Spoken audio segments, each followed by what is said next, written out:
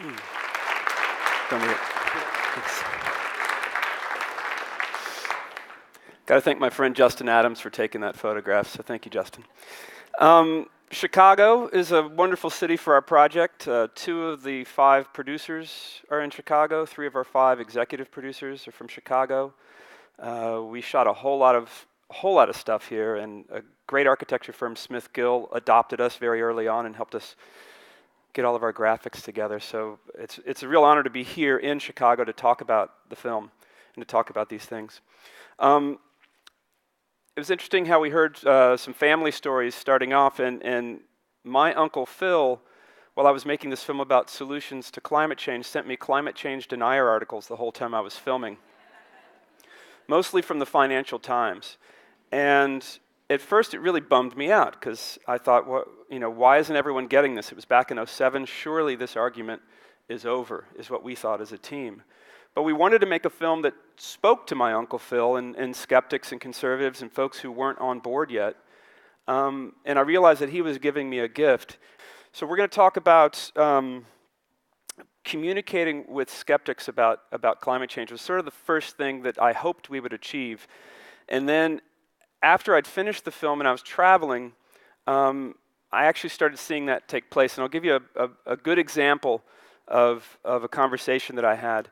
I was on a flight, on the phone. They tell us to turn off the phone, and the guy sitting down next to me says, so you're making movies? Because he had heard what I was saying. I said, yeah, I've just made a film about solutions to climate change. And he says, you and I are going to disagree about everything. And I said, well, okay, because of my Uncle Phil and because of what you're about to see with Bernie, I said, well, let's talk. Let's figure this out. And it was early on in my promotion of the project. And we quickly found out that we voted for different people, and that we, things like that. He liked to ride a Harley. The Harleys hurt my baby's ears, and I didn't like that. And he had never even thought about baby's ears when he was riding his Harley. So that was kind of cool. And then we started we started planning out how would we tax and how would we spend the money? How would we govern the United States? We're going to be president and vice president and all the things, and we didn't even say who was going to be president and vice president. And we agreed on 75 to 80% of how we would do things, with education, with roads, with all these things, defense. And we both were very shocked. I didn't expect it. He obviously didn't expect it. And so I gave him a copy of the movie. Our tagline is a climate change solutions movie that doesn't even care if you believe in climate change. Gave him a copy of the film, and I said, please watch this. I want to know what you think. So he goes off. And if you're a filmmaker, I don't know if there's any in the audience, it takes people 2 months to watch a movie. That's just a standard thing. And you can set your watch to it. So 2 months later, I get an email from him saying, thanks for showing the film. Really appreciate it. And you opened my eyes, and I appreciate that the film wasn't talking down to me. I appreciate that Al Gore wasn't in it. And I appreciate that you weren't blaming us. And anybody, really. Well, it turns out the guy is a pilot for UPS, which is the world's 10th largest airline, and he flies 757s. And so right after he watched the film, he got paired with UPS's most fuel-efficient pilot. And he said before he'd watched the film, he wouldn't have cared about that, and he would have wondered why that person was trying to save the company money. But because he had watched the film, he now was watching how this guy was flying, which wasn't by the book, but it was very unique how he was coming in and out of jet streams, and now Boeing, who's very interested in energy efficiency and fuel efficiency, is now making these techniques by the book. So now this pilot, who I met on a plane, said that he wants to be UPS's most fuel-efficient pilot. And I still don't know whether he believes in climate change or not. And quite honestly, I don't really care, because he's going to do the things that I hope people will do.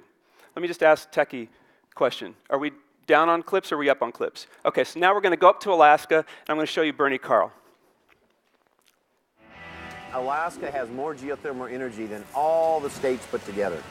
But yet Chena Hot Springs is the first geothermal power plant in the state of Alaska. Now this power plant is making power off of water that's not as hot as McDonald's coffee. We developed lower temperature technology, so you don't have to go after 300 or 400 degree water or steam. This is working. We're doing it.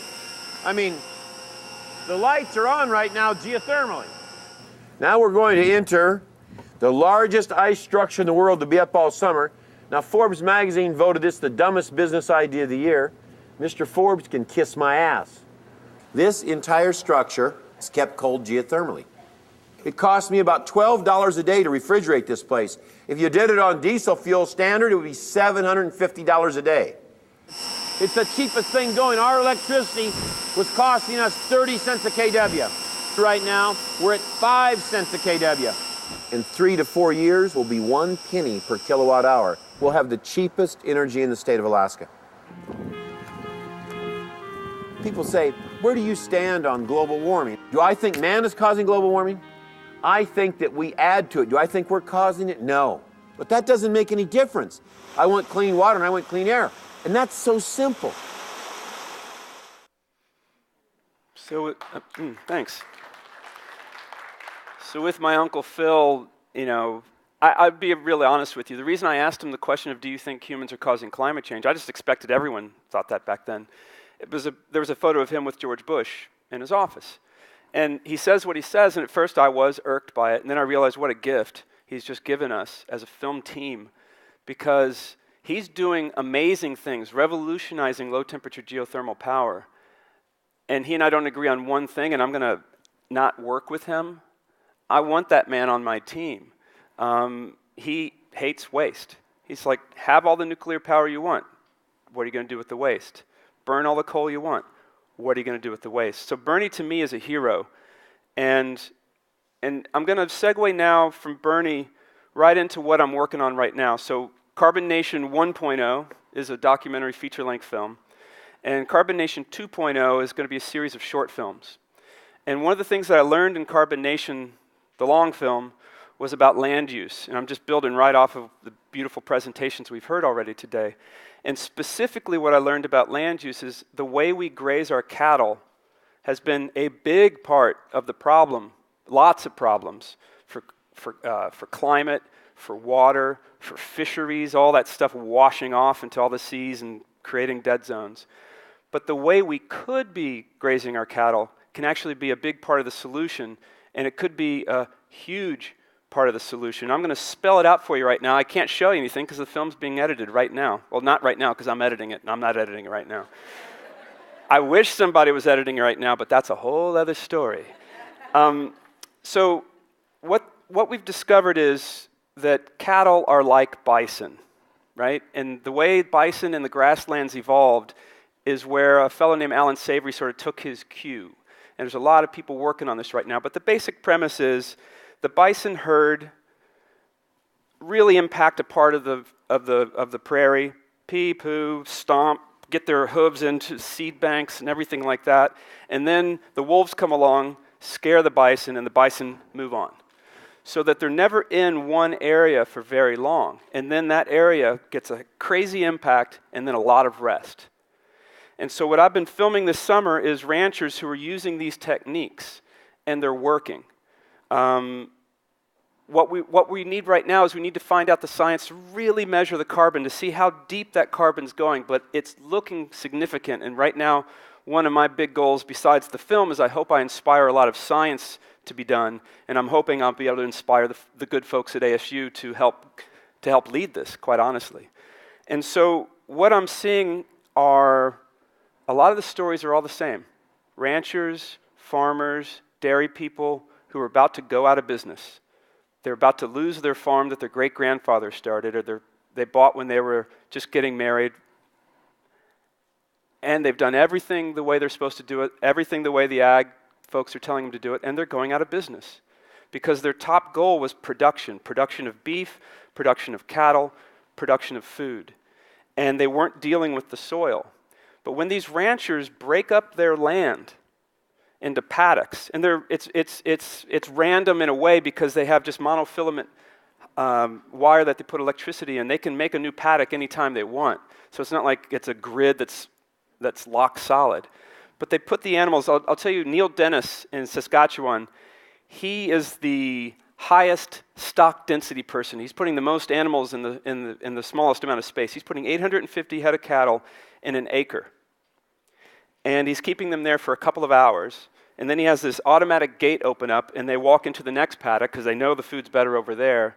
And he does that all day long, and he spends a lot of time on his couch now because he's able to do so much less work and have so much more value. He's making a heck of a lot more money per animal than his neighbors. And so what we want to do scientifically right now is, it takes a long time to do science measurements on soil and things, but we can do a quick thing where we measure along fence lines of the practitioners who are using these techniques and the folks who think they're crazy. And so what's happening is they're seeing their whole ecosystem turn back on. I call it turn back on. I know it's not completely scientifically correct, but it gives you a good idea. In the US right now, our soils are 1% to 2% carbon.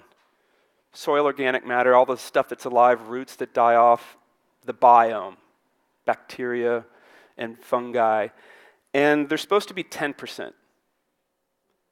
So we've got a really dangerous situation with our soils, and it's all over the world, quite honestly. And it's not just the last 200 years, although the last 200 years have been pretty heavy, and the last 100 years have been very heavy. We as human beings haven't quite figured it out yet, and I think these people are figuring it out. And so when their land gets that rest, all of a sudden the biome, the bacteria and the fungi and everything in the soil is starting to come alive and actually breed. In a handful of healthy soil, you have 70,000 different organisms. And you have billions of them. But 70,000 different entities are alive in a handful of healthy soil. And what that's doing is it's a communication system where carbon is the currency. Carbon coming in from the plant, going into the biome, coming back out. And the smart soil scientists I've spoken to, boy, that's not very easy to say, 10 years ago would say they knew 10% of what's in that biome. Now the smart soil scientists say they know 1%. It's just a whole new world. But what's happening is it's creating incredible nutritional value that's getting up into the plants. And if you're just doing crops, you're getting your nutrition into your crops. And these guys are also doing cover cropping. So the soil is never, ever, ever exposed. And that's a huge deal. When you fly over the US, you'll see an enormous amount of soil that's exposed. That's not what the soil wants. That's not what the biome wants. So what we're suggesting is we need to feed the food. We need to feed the stuff in the soil. Focus on the soil. Everything else starts happening. And so they're seeing the pollinators come back. Hundreds of pollinating insects are coming back to these lands that have been ranched this way. They're seeing wildlife come back. And what's happening with a lot of the ranches in Mississippi and up in Bismarck is they have so much wildlife coming back onto their land that during hunting season they have another income stream. They rent out their land to hunters because all the hunters are going to come on their land anyway because everyone knows that's where all the animals are going because it's turned back on. So it's an incredible sequence of events. One of the most important things is water. In that 1% of water holds 1% of organic material in an acre of land holds 20,000 gallons of water. So when these ranchers can raise their carbon up from 1% to 2% to 3% to 4%, they're making their water holding capacity that much greater, 40,000 gallons more, 50,000 gallons more.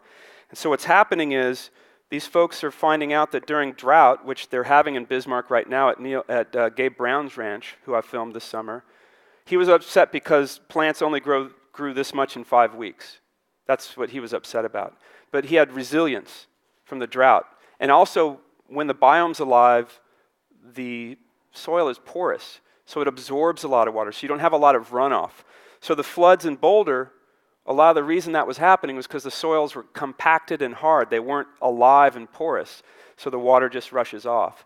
So it's a whole thing with the water cycle, with the nutrient cycle. But with the economic cycle, these farmers and ranchers are doing better. But my trick right now is very few people have gone to this voluntarily. They've almost have been at the end of their rope. And you know, I've been told that a lot of ranchers don't want to be the only one in the bar on Saturday night where everyone's laughing at them for trying this new technique. So it's really, really new, but it's been very exciting to meet these innovators. And so stay tuned because I'll be telling this story a lot, probably a whole lot. Thank you very much.